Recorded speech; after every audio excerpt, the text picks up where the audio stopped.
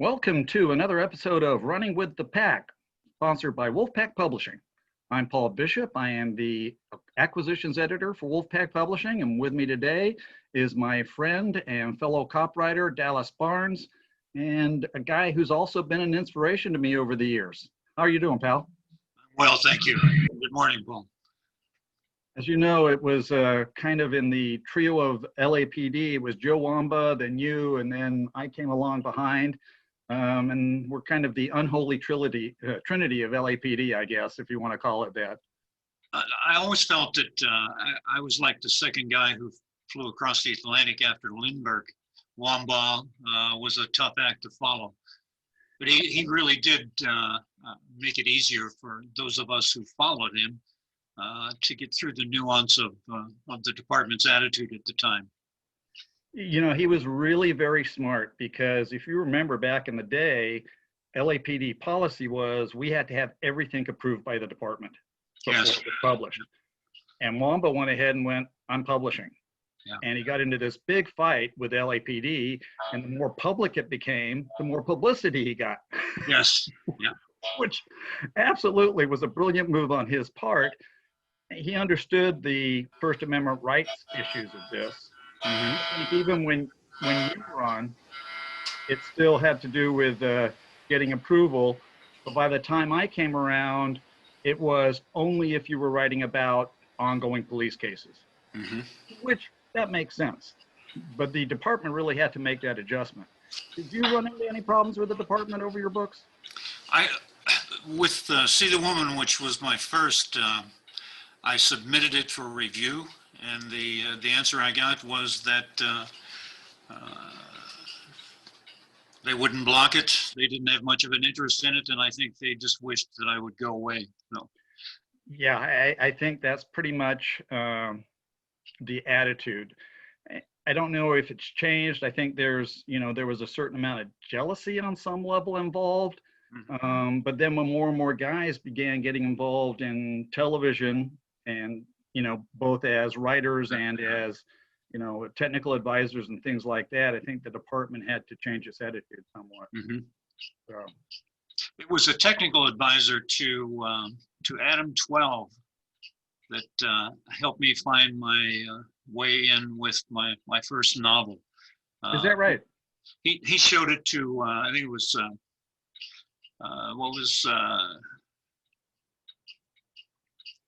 I can't think of the name of it. I think the name of the company is not important. A company at Universal that was producing a number of cop shows at the time. Was it 3M Productions? Was it Jack Webb's company? Jack Webb's company, yeah. Yes, 3M, thank you.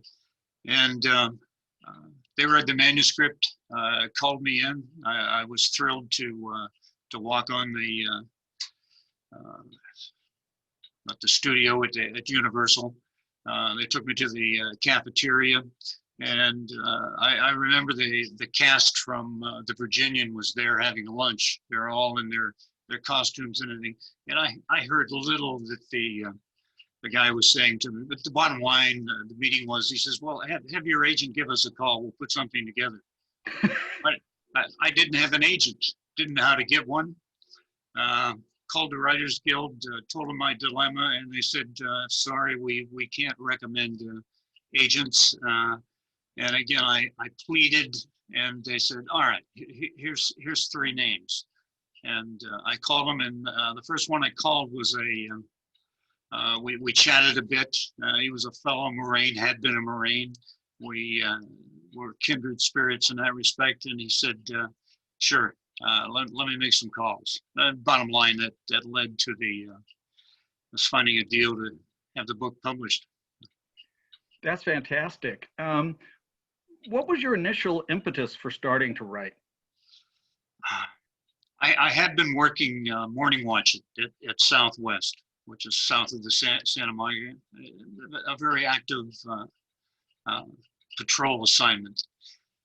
Really enjoying it, and we had an open house, and I got called to serve on the open house, and lieutenant in charge of community relations, I guess, was impressed with my rapport with the citizens, and we had quite a crowd in. And we were just showing them around the station. And after the open house, he said, Dallas, I'm going to draft you into community relations. And I welcomed that until I got into it. And it was kind of a non-combatant position.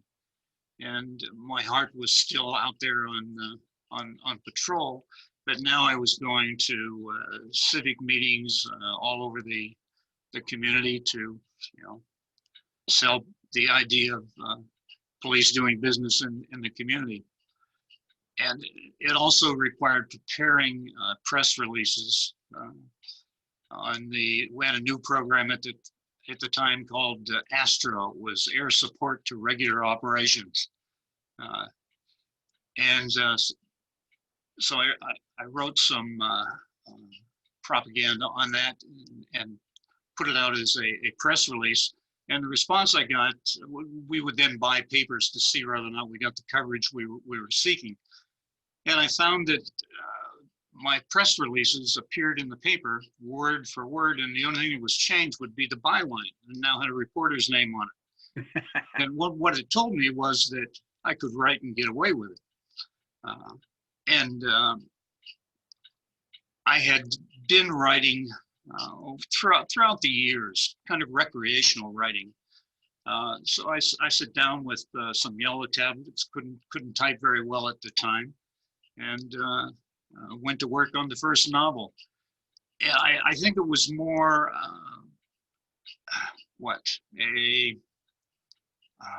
a link to what was going on out in patrol. I could draw on a lot of experiences, and what worked for me, and I suspect for you too, Paul, was that I didn't have to do research to have authenticity in what I was writing, because I had done or experienced or had heard from fellow cops about what I was putting in my stories. So it came together pretty good.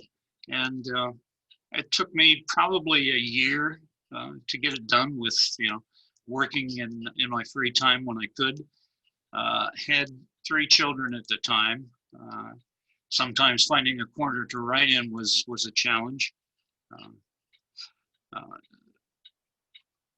But it was rewarding to do it. And I found that writing it was much more of a reward and easier than, okay, I've got it done now, what do I do with it? And had I known the odds on against finding a real publishing deal for a novel that I had written, that was beyond my fondest dream. But fate was kind, and I was able to connect the dots and found a home for it. And what's fascinating about that, and I find it too, because I get asked the question a lot. I was working full-time with the LAPD, obviously more than full-time usually with the unit, so it was a 50, 60-hour week. I too had a son I was raising and married, and somehow I wrote a book a year, and I look back on that and go, how did I possibly manage to do all that? And my pat answer now is I had to give up sleep. That's the only, looking back, I can't even figure out how that was done. But as you said, it was very rewarding. For me, it was very cathartic. There's so much about police work that is unresolved. And in fiction, you have the ability to resolve those issues. And Yes. That appealed to me. Yeah. You could say things in fiction through your characters that you felt inside as a police detective or police officer that you couldn't say in public, because it would have, obviously been against your best interests. So I found a lot of freedom in that. I, like you, was very fortunate to get published. It was one of those things, right place, right time. And then once that first book is done, and I don't know if it was this way for you, but Tor Books came back to me and said, okay, we'd like a sequel. And I went, oh. Where do I go from here? Yeah. Now, did they give you a second contract when they published See the Woman? Yes, New American Library, Signet, and in New York, and they signed me for a 3-book deal.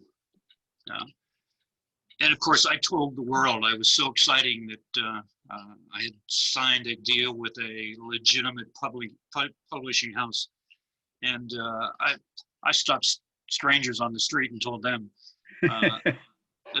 As well as every cop that I worked with or ever worked with, that this deal had been made. But as I suspect you know, the lag time from the time the deal is made until publishing was about 2 years.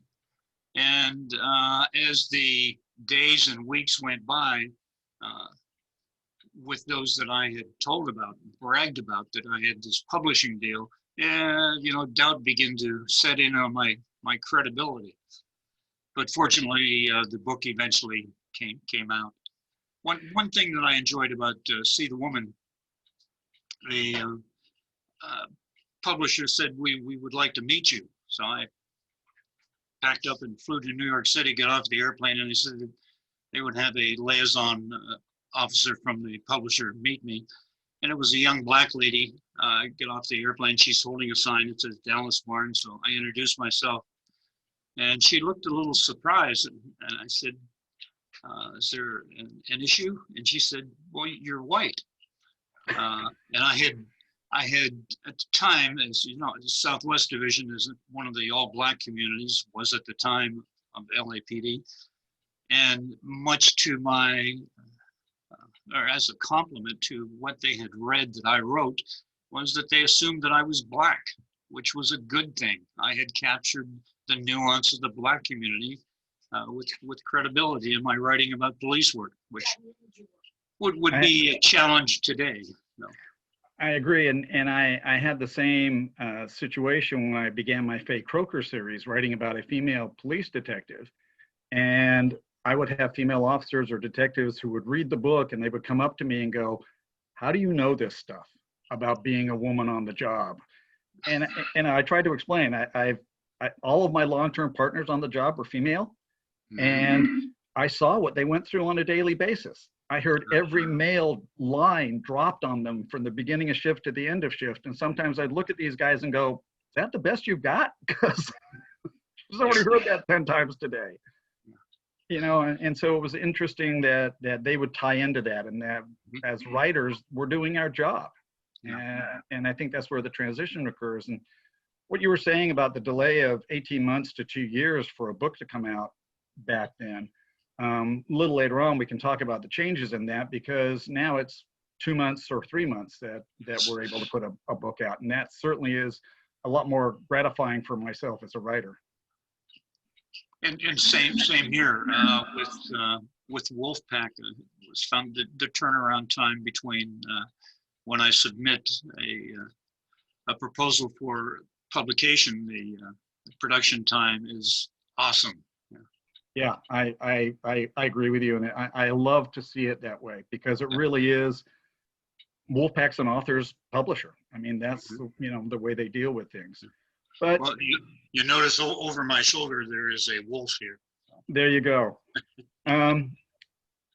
When you had published several books, I would imagine that you had somewhat of the same experience that I did, that all of that work and all of that time that you were putting in, there wasn't a tremendous amount of financial reward for that. It was okay, but it didn't really necessarily match the effort that you were putting in. And is that what made you transition to television, or was that just an opportunity that came up?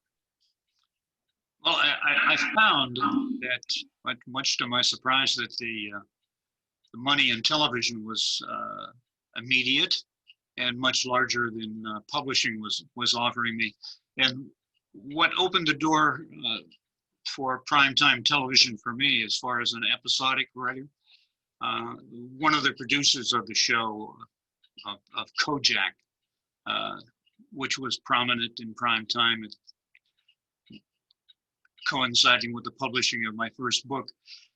Anyhow, the producer was flying from New York, where they did a lot of second unit production. He was flying back to California, and in the airport bookstore, he found one of my books and read it on the airplane, liked it, and called me up and said, let's get together to see if you can write something for our show. We would welcome that. I was working, I think,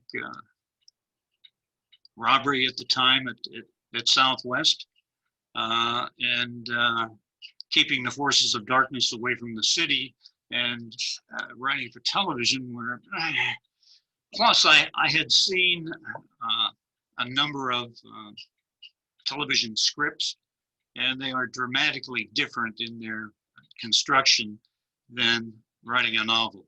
I knew I could do a novel because somebody had bought one at that point. I didn't know I could write for television, and it looked pretty far beyond my skill set. And I put them off for a couple of weeks, and every now and then I would find a message on my desk that Jack had called from Universal, please give him a call. And I stuck it in my pocket. And on this day when I got my last message from him, I went home, and my partner and I had a stinker. A body that had been there 3 or 4 days. Mailman smelled it, called the police. Uniforms called me and my partner, and we went out and took care. It turned out it was a natural, but being in the environment for probably 45 minutes plus, that unique odor of a decomposing human body kind of got through my shirt, my jacket, whatever. And when I went home, and my wife had already got into the routine of undressing the garage. So I was taking my jacket and everything off in the garage, and she was going through the pockets to make sure that there were nothing left important in there. And she found the message from Jack Laird at Universal, and she said, well, what's this? And I said, he wants me to come out and talk about writing for the show, but I don't think I can do the screenwriting. And she said, well, you have nothing to lose by trying. Who would know if you failed? And she was right. I mean, if I struck out, the only way people would know was that if I told them. So I took my meeting with Jack, and we talked about different stories to the show. And I said, he liked the one idea that I presented. So he said, let's go with that. And I said, the writing, Jack, is a challenge for me. And he said, no problem. He said, here, we've all gone through. So he gave me a stack of scripts, and he said, copy them. So I went through all these 15, 20 scripts that he gave me to look at how it was done, how long, how many pages a scene ran, how many scenes were in an act, how many acts were in, the 60 pages that you do for an hour. And he said, go to work on it.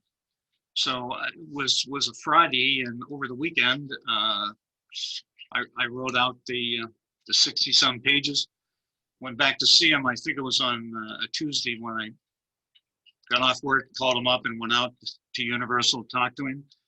And I walk into his office, and he sees me come in, and he says, come on in. So I go in, and he says, sit down. So, what's the problem, Dallas? You stuck? I said, no, here, Jack.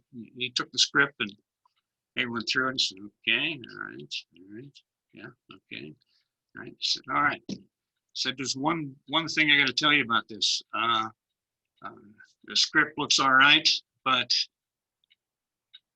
you don't bring it back in 2 or 3 days. These things take maybe 3 or 4 weeks. Don't screw it up for the rest of us. So from then on, I took my time with it. But it was cop stuff, so I didn't have to research it. All I had to do was get the story right and the form right and the 3 acts of television.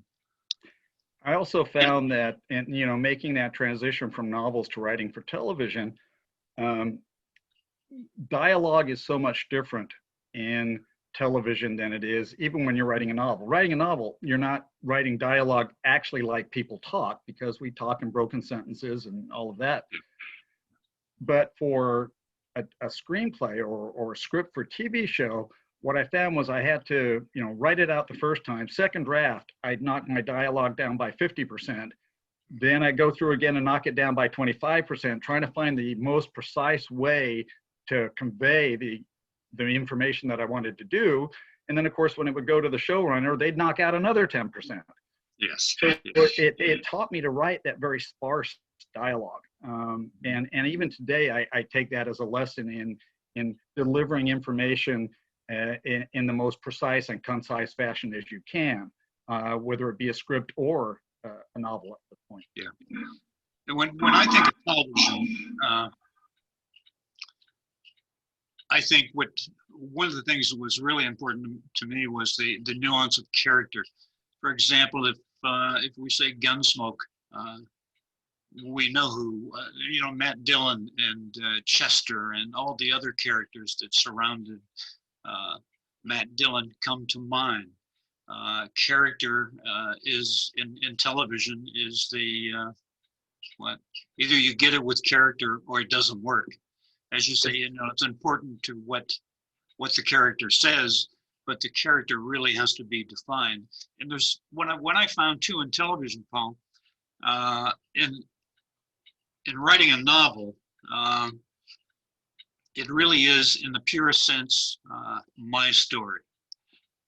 When you make the transition to television, there becomes that the building blocks. You've got the pitch with the producer or with the story editor, where you're trying to hook them with a story that'll work for their show. And I learned you better know their show and their characters, otherwise how are you going to do it? Well, the good news for me was that I watched most police shows like most cops do. So those that I had an opportunity to audition or pitch to were cop shows. And I was glad when I was able to get away from Kojak, not that they weren't kind to me. They got my foot in the door, but then along came Police Story and Beretta and a glut of others that were in prime time. And the interesting thing is, when you're going in as a freelancer for a show, in other words, you're not on one of the staff writers, you have to understand that you cannot fundamentally change the characters of the show. You can't marry one of them off. You can't kill one of them off. They have to be the same at the end of the script as they are at the beginning. Only the showrunners are going to make the decisions if the characters are going to change. And my first opportunity to go in and pitch to a show called Diagnosis Murder, I knew this rule. And I started out, and I had made one of the main characters in the show a dirty cop. And I see everybody's eyes in the room where I'm pitching glaze over, and I stopped. And I went, I do know that I am not allowed to fundamentally change the characters. Just stay with me. And now all of a sudden I had everybody's attention, because they wanted to see if I could pull it off, going from where I was to back to where it should be. And they bought the show in the room, which was really gratifying. And to this day, Lee Goldberg, who's a friend and was the showrunner at the Times, he still will tell you that that's his favorite show of the entire run of Diagnosis Murder, because it was unexpected. Yeah. And I think that's what hooked him. But you made the transition then from Kojak to so many other shows. How many shows did you work on before you actually took over on Hunter? I think 20 plus. Hunter was the probably the easiest. Had more authenticity than some of the others. It was exciting, even though I'd been doing it for 10 years or so. It was still a thrill to go on location to go to the studio and watch them put it together, to have a character say words that you've written. One thing that I learned was an admiration for on-screen talent. As a writer, they either like my stuff or they don't, and I go home. My exposure is limited to 2 or 3 people on the staff. For those who have an on-camera role in a production, particularly when it's a speaking part, not only do they have to know their dialogue, they have to know the individual who's talking to them, so they know when he's finished his dialogue that, okay, that's their cue to start with theirs. And what the on-screen talent, the actors could do on one day and go home and come back and do it again the next day, it still amazes me. But that's why we have good actors, that they know the nuance of performing. But it really gave a different feel than I got from print. But I did find that it was, and I think I mentioned this earlier, that in the production of a TV show, there's probably 60 or 80 creative contributions to getting that on screen. And it's amazing sometimes that what I wrote here, some of it actually showed up on the screen. A lot of work goes into putting something together for the world. But the good news is Paul, that I wrote a 2-hour motion picture for television. I think it was for CBS. And in one evening, 12 million people watched that show. I was awestruck by that. What an audience! What an opportunity for me as a writer, that I could have ever dreamed of reaching that many people. But and it's hard for us to gauge when it comes to novels how vast is our audience there. I heard in a psych class once that the average human in life's path has contact with maybe 300 or 400 other people. Well, look how that expands for those of us who write. Oh yes. There's a vast audience out there hungry for things to read, much to my delight. And the other thing, and it's very true what you're saying, when you are writing a novel, you are omniscient, you are God. And you put down there whatever it is that you want, you do whatever you want with the characters, and it's up to a publisher to buy that or not. When you're writing for television, you have to understand that you're a cog in the big machine. Yeah. And if you can accept that and you can play that part well, then you will succeed in that venue. But you do have to make that transition. Now, when did your wife become your writing partner? I think it was late 70s, early 80s that I first took her to a meeting. And early on, it was, you brought your wife, and I would explain that she had emerged more as a writing partner. She was giving authenticity to my development of female characters. The women that I portrayed on screen and in print were, in my wife's opinion, sometimes shallow, kind of iconic instead of being authentic. And I listened to her, and I applied that to what I was writing. And I also would use her as a sounding board for what I'd written during the day. And I found that, okay, before I write it, let me discuss this with you. And we would come up with, take my idea and develop it into more of a hybrid that fit the need at the time. And that led to, okay, come on along. Instead of me telling you about it, then let's see. And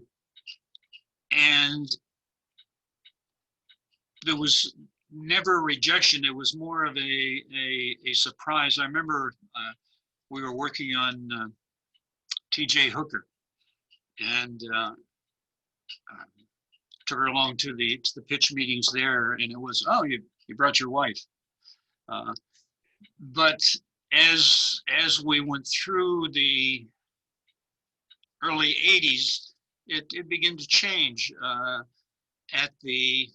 On the other end, at the network level, I was seeing more and more women in positions of deciding what was going to find its way onto the screen.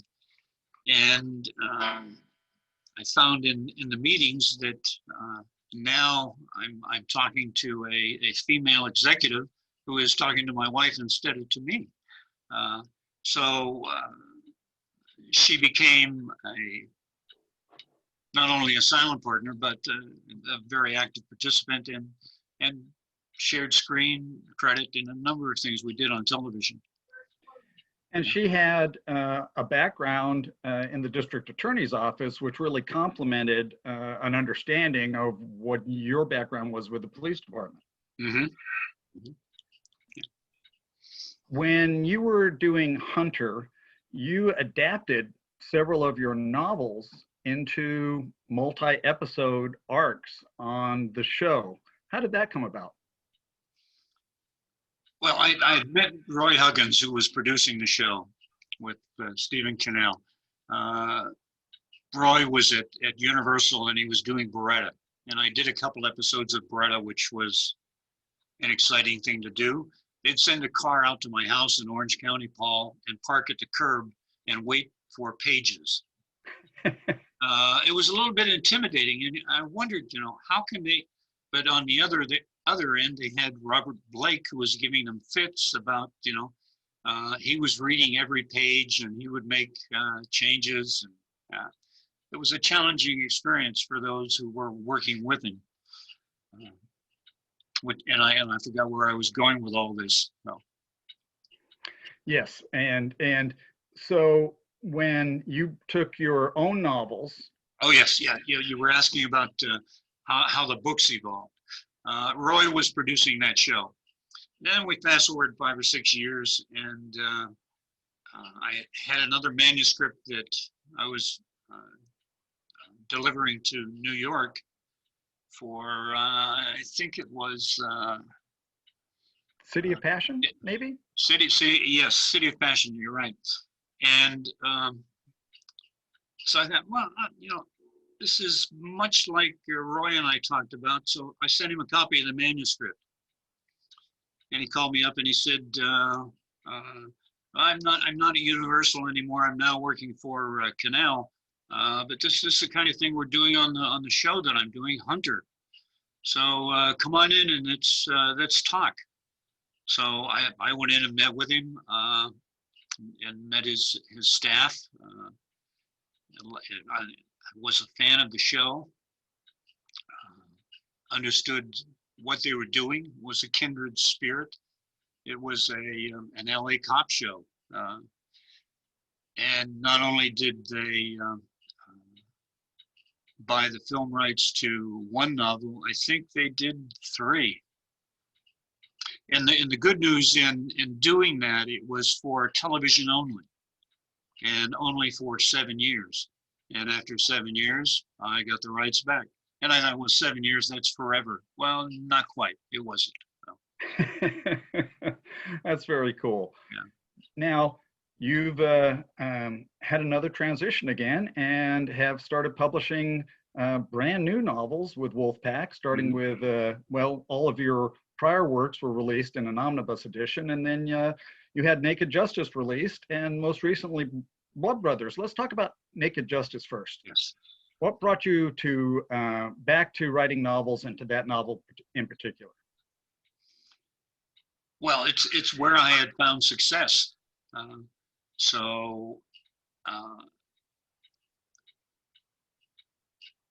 It was more of the same, if you would, in that I was making a re-entry to print. What made me do it? I had become an old guy in television, and I had moved away further and further away. And as you know, there are not many freelance assignments anymore. No. Everything has evolved into staff. And we were invited, my wife and I, to join staff on a show and gave it serious consideration. I enjoyed working in Los Angeles, but I carried a gun when I was there. And I was a little bit paranoid about taking my wife and my kids back into the city when I was living out in the country and enjoying the good life. So I passed on that. But I was still hungry to write. And I went back to novel.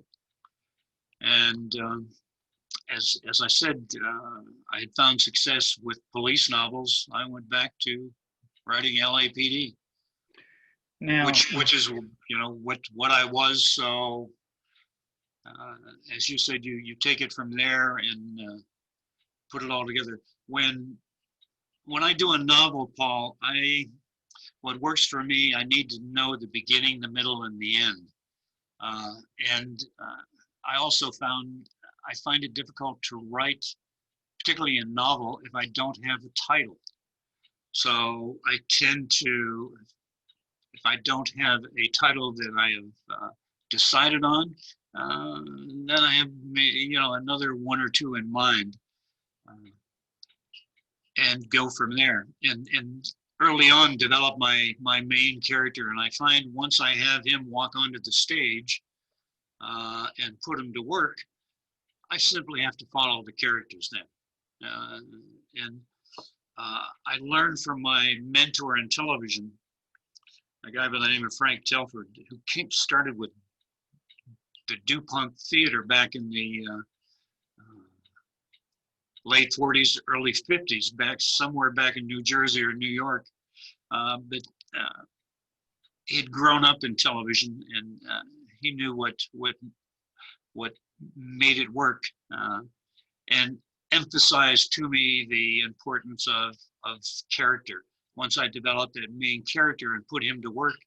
And the other thing that Frank cautioned me on was, you may know where the end is, but don't get wrapped up in knowing how it ends.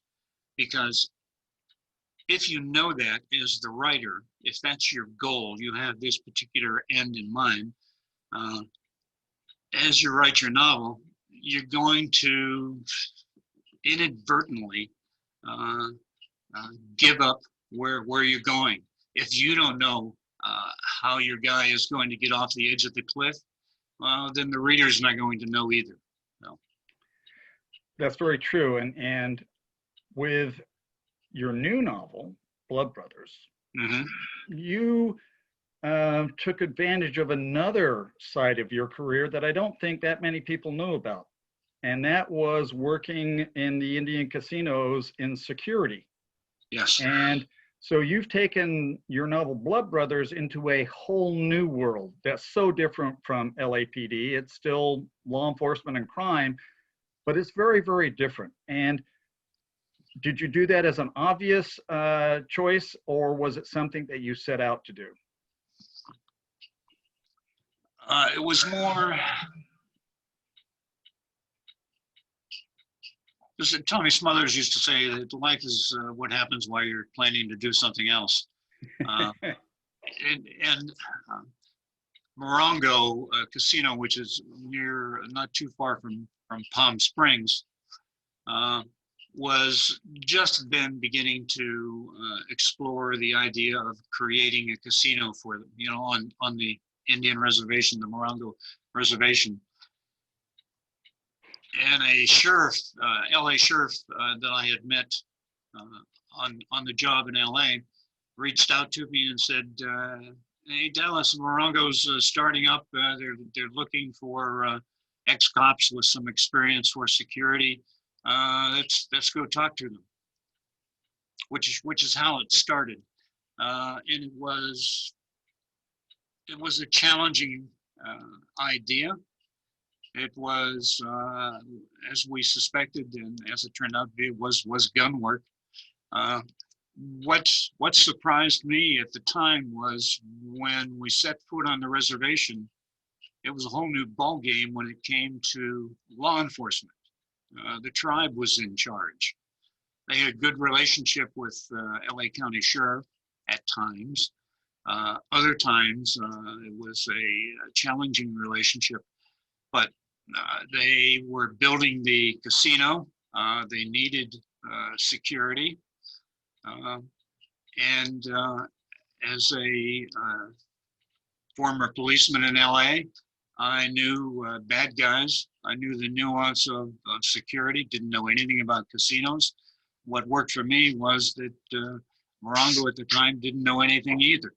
So it was a blessing in that they blew smoke at me, I blew smoke at them, and we wound up doing business together. And we went from a couple of us being hired as cops to hiring everybody who came in was still on the job or had police experience. As you were pointing out, Paul, whether you're dealing with a casino or out in the world, someplace in the city, bad guys are still bad guys. Yeah. They kind of look the same, act the same. They're there to steal, take things away. What was challenging in the casino was that I found that most of the crooks that we had initially were the ones we were hiring. Oh dear. Yeah, and it's and I found it throughout my casino experience, which eventually led me to Vegas, which is what the varsity when it comes to casino and surveillance work is getting organized, where to place the cameras. It's really a challenge to get ahead of those with a significant skill set in dealing, but it's basically a lot of money, a lot of cash. Things tend to be cash. It's collecting the cash, protecting the cash, and getting the cash out of the casino in some place where it's safe. You know, it reminds me of bank robber Al Nussbaum. They asked him why he robbed banks, and he said, because that's where the money is. Yeah. And I think it's the same thing with the lure of the casinos. It's all cash, as you say, that's where the money is. And so that's going to be a lure to all those who decide that they want to take it for themselves. And it's a challenge to learn the nuance of an electronic gaming machine, how it's manipulated, how it's set to pay, how it's in tune with the machines on either side of it. How is it protected from somebody bringing some electronics in and corrupting your program? This really gave you a whole new venue to write about. Yes, I mean, you're writing about law enforcement, but this is a whole new side of things. So there's a lot there to tap into that you hadn't tapped into before. And the interesting part for me was that I was working with Native Americans. I had not done that in the past. Didn't know a whole lot about Indians, and other than I had seen in Wagon Train and the other westerns that my father was a fan of on television. And I developed a relationship with them that worked, and was candid and honest with them, which is something that they demanded. And when I succeeded with one tribe, I found that worked for me at another tribe where there was an opportunity. And I think over the years, I worked for 4 or 5 different tribes. The good news is that it wasn't demanding as being a detective in LA or a uniformed guy. It didn't take that much of my time, and I could continue writing, which I did. And going back to novels from television, it was a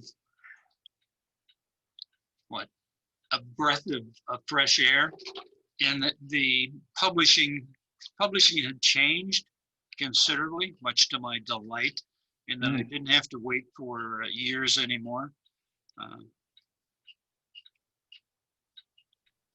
It's made a very good transition for you. And like me, I came back to novels from TV too. And I agree, it's that breath of fresh air. Things had changed. And all of a sudden I was reinvigorated again to write novels. Yeah. Because it's a long process. It's a hard process. Well, I think too, and perhaps you found this too, Paul, that as a novelist, that worked for me in television. It gave me a little bit of an edge because I met a number of folks in screen that were very successful that said to me, you know, I'd love to write a book. They not only did they have the desire to do it, they admired those of us who had. It gave us, I think, as novelists, an assurance that we were bringing a valuable ability or talent to their stage. Yeah. Well, thank you very much for being with me today, Dallas. I really appreciate the time that you spent. I can't wait to see what you're going to come up with next when it comes to your novels, and I will be there reading them. Thanks, friend. Thank you, Paul. Appreciate it. Good seeing you.